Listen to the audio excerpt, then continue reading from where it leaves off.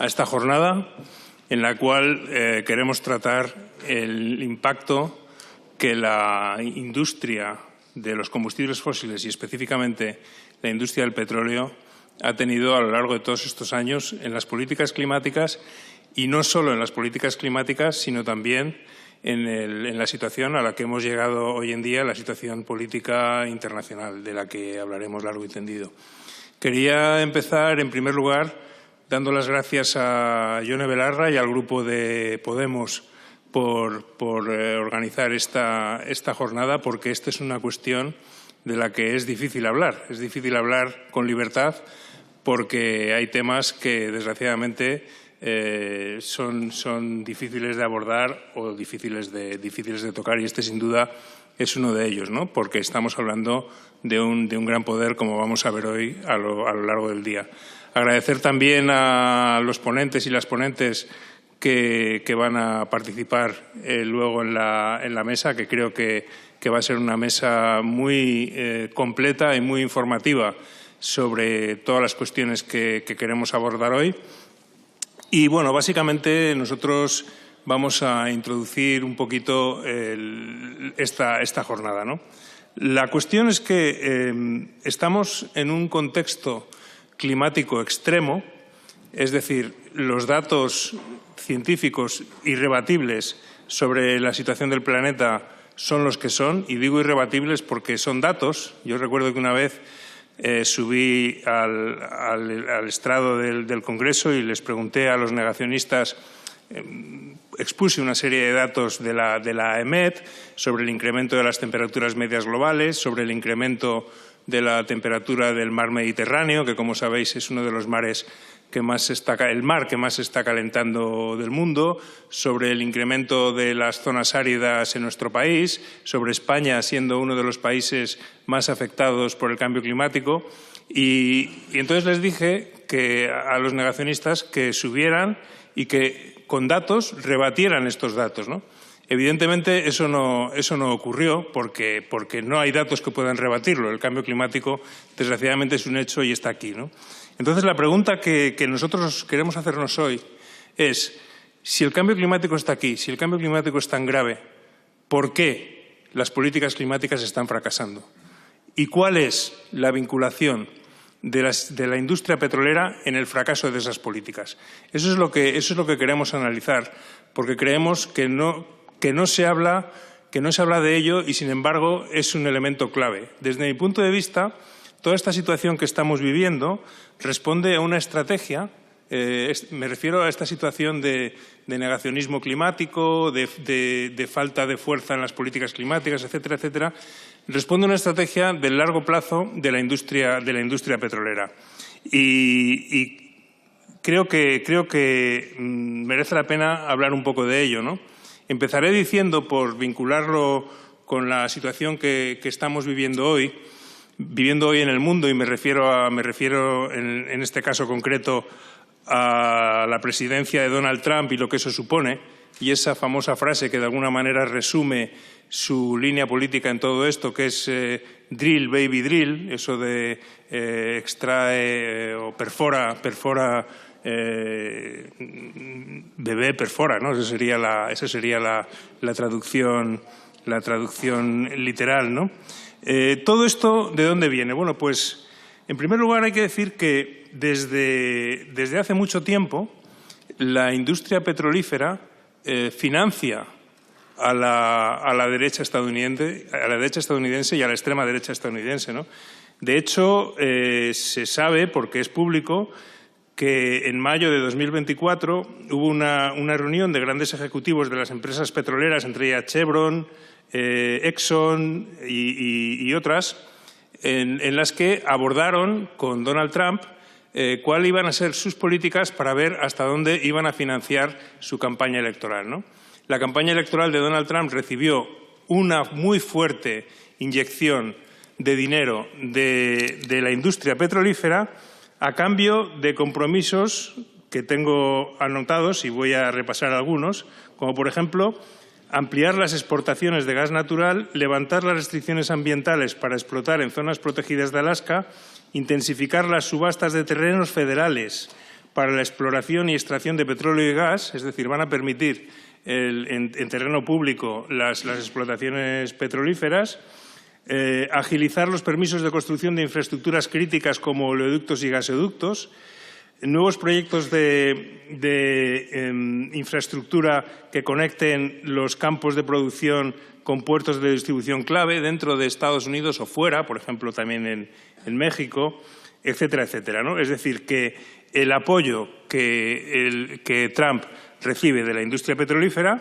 tiene una contraprestación en estas políticas y, por supuesto, como una primera medida, la salida del Acuerdo de París, de la que ya se ha hablado, ¿no? De hecho, el secretario de Estado de Energía nombrado por Donald Trump, que se llama Chris Wright, es un alto ejecutivo de un grupo energético, de Liberty Energy, que es defensor acérrimo de las energías renovables, del fracking y negacionista climático, ¿no? Es decir, este es el contexto en el que se está moviendo el nuevo orden político, ¿no? Por lo tanto, un nuevo orden en el cual la industria petrolífera está detrás. Se habla mucho de las industrias tecnológicas porque los capos, los CEOs o capos de la industria tecnológica como Elon Musk están en la primera línea pública. La industria petrolera prefiere un segundo plano, pero está detrás, está financiando y está promoviendo estas políticas, ¿no? Hasta el punto de que nos encontramos con los primeros efectos, por ejemplo, como los fondos de inversión y los bancos, los grandes capitales, han eliminado como las políticas climáticas de su agenda, ¿no? Lo cual demuestra hasta qué punto estábamos inmersos, y en eso también hay una responsabilidad, estábamos inmersos en una estrategia de puro greenwashing. Es decir, si tú, como empresa, como banco, como fondo, estás convencido de que hay que hacer frente al cambio climático, no deberías dar marcha atrás solamente porque ha cambiado la situación política en Estados Unidos. Sin embargo, eso se está produciendo, lo cual demuestra, y ahora vamos a ver realmente quién está por seguir avanzando en políticas climáticas y quién simplemente estaba por un puro greenwashing, ¿no? De hecho, no sé si lo habéis leído, pero ya es bastante significativo y yo no sé, habrá gente que conozca más de la legalidad que yo, pero es significativo, por ejemplo, que la Embajada de Estados Unidos en Madrid ha dicho que no va a permitir que las empresas que le surten las empresas que les proveen de cualquier tipo de material tengan políticas de diversidad o políticas climáticas, ¿no? Lo cual yo creo que es contrario a la legislación española. No creo que se pueda hacer una política de ese calibre, ¿no? Entonces, la pregunta que nosotros y nosotras nos hacemos es, en primer lugar, ¿cómo hemos llegado hasta aquí? ¿Cómo hemos llegado hasta aquí? Porque esto viene de atrás. Como digo, esto es una estrategia que no ha sido suficientemente contestada y que nos ha llevado a esta situación, ¿no? Y yo digo, insisto en ello, que hay una estrategia de largo plazo de la industria petrolífera para continuar con su negocio, evitando e impidiendo que las políticas climáticas hayan avanzado. Porque en muchas otras políticas ambientales se han ido produciendo avances. En el caso climático vemos cómo las emisiones han continuado aumentando y cómo la concentración de gases de efecto invernadero continúa aumentando. Yo creo que hay algunos elementos detrás de los cuales está la industria petrolífera que debemos tener en consideración y que explican cómo hemos llegado hasta aquí. En primer lugar, la promoción de las teorías negacionistas. Esto no viene del aire, esto no viene de ningún sitio, esto está promovido a través de think tanks financiados profusamente por la industria del petróleo desde hace muchos años para precisamente impedir, generar dudas que impidan el desarrollo de políticas ambiciosas. Esto ha sido así, no es un comportamiento nuevo, lo vimos en otras ocasiones. Por ejemplo, la industria del tabaco hizo lo mismo en su momento para evitar que hubiera restricciones a su producto, el tabaco, y la industria petrolífera lo ha hecho, apoyando también financieramente la difusión de estas teorías. Basta que entréis, por ejemplo, en cualquier red social, me da igual, X, TikTok, la que queráis, y ponéis la frase «El cambio climático es criminal», como yo lo puse hace unas semanas porque era el título de un artículo que escribí. Bueno, el nivel de respuesta, de reacción, del número de bots que responden y que atacan es brutal. Es decir, nada tiene una respuesta tan masiva como el tema climático. Esto, evidentemente, os podéis imaginar que no se debe a la gente, porque las encuestas hablan de que, en concreto en España, el nivel de preocupación por el cambio climático en la opinión pública es altísimo, y es lógico, porque es que lo estamos viendo cada día. No importa cuándo hablemos, no importa cuándo tengamos una jornada en la que se hable de cambio climático, que siempre han ocurrido cosas que son extremas, ¿no? Ahora, por ejemplo, estamos viendo que el mes de enero de 2025 vuelve a batir el récord otra vez, y así sucesivamente. La gente está, lógicamente, preocupada y, sin embargo, no hay nada que tenga tanta respuesta. Esto es, lógicamente, porque esto está organizado y financiado. Por otro lado, la criminalización del movimiento verde. La criminalización del movimiento verde, del movimiento ecologista, tampoco es una casualidad. Tampoco es una casualidad.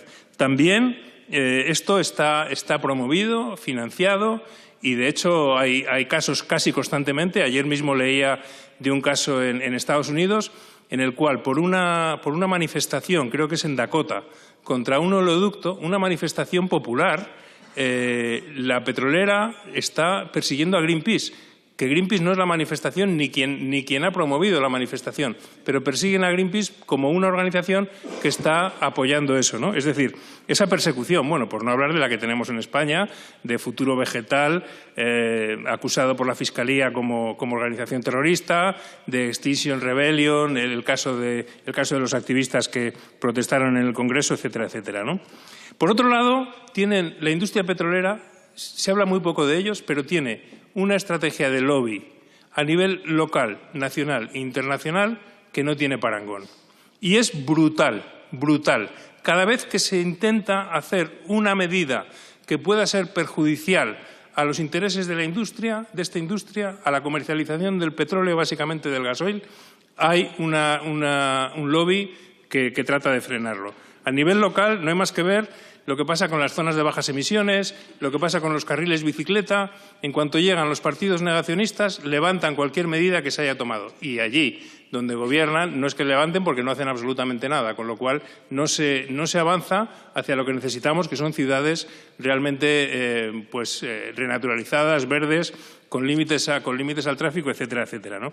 A nivel nacional lo vivimos muy claramente, y aquí vamos entrando ya con Repsol, ¿no? El lobby que hizo Repsol a nivel nacional con la Ley de Cambio Climático para intentar que no fuera contra sus intereses fue brutal. Aquí estuvo compareciendo Josu Jon Imaz, intentando presionar a los grupos políticos para que nada que dictara esa ley pudiera perjudicar a sus intereses. Y qué decir, de esto estoy seguro que va a hablar mucho más Jone, y por eso no me voy a extender sobre ello, del papel que ha tenido Repsol en impedir que haya un impuesto a las empresas, que deje de haber, porque haberlo lo había, que deje de haber un impuesto a las empresas energéticas. Eso, sin lugar a dudas, el papel que ha tenido Repsol en este caso ha sido espectacular, en el sentido de que Repsol dicta y el Parlamento decide, con lo cual nos preguntamos muchas veces quién gobierna aquí, ¿no? Y a nivel internacional estoy seguro que los y las ponentes de la mesa lo explicarán prolijamente. La presencia de los lobbies de combustibles fósiles en las cumbres del clima es cada vez mayor. En la última cumbre yo leí en Bakú que había según una organización, una ONG, habían contabilizado más de 1.700 lobistas de la industria fósil en esa cumbre, ¿no? Todo esto, que puede parecer, porque estamos casi, diría, acostumbrados a ello, nos puede parecer anecdótico, pero no lo es. Todo esto es lo que lleva a esa derivada de que, al final, resulta que en políticas climáticas no estamos avanzando y seguimos, o no estamos avanzando lo suficiente y seguimos batiendo récords de emisiones, ¿no? Basta decir que, por ejemplo, en España, en el año 2024, volvieron a aumentar las emisiones. Llevábamos un tiempo de bajada y volvieron a aumentar. ¿Por qué aumentaron? Precisamente por el aumento de la demanda del sector del transporte, es decir, de combustibles fósiles, ¿no? Es decir, que por primera vez en años, las emisiones también en nuestro país han vuelto a aumentar, ¿no? Entonces, esto nos debe hacer encender las luces de alarma, reflexionar sobre ello y ver cómo lo podemos combatir. No podemos aceptar sin más que todo este negacionismo promovido, que todos estos intereses para que los combustibles fósiles sigan siendo el motor de la sociedad capitalista en la que vivimos, pues continúen, ¿no? Y eso es lo que queremos abordar en esta jornada, y estoy seguro que encontraremos algunas respuestas. Quizás lo que tenemos que ver también es cómo podemos posteriormente hacer que esas respuestas que vamos a tener aquí puedan cambiar la realidad. ¿Qué podemos hacer para realmente poner freno a estos lobbies tan poderosos en un momento, no nos engañamos, en el que precisamente hablar de las cosas que estamos hablando aquí es hablar rotundamente contracorriente, porque estamos rotundamente contracorriente. Sabemos muy bien que la corriente va exactamente por el lado contrario, pero nunca nos ha importado. Siempre hemos sido salmones que nadamos contracorriente, nunca nos ha importado, pero la diferencia en esta ocasión es que el tiempo sí que va contra nosotros, porque el tiempo va pasando, seguimos discutiendo si la Tierra es plana o no, y realmente el problema es que en este caso lo que está en juego es el futuro del planeta y el futuro de la humanidad. Y nada más, muchas gracias.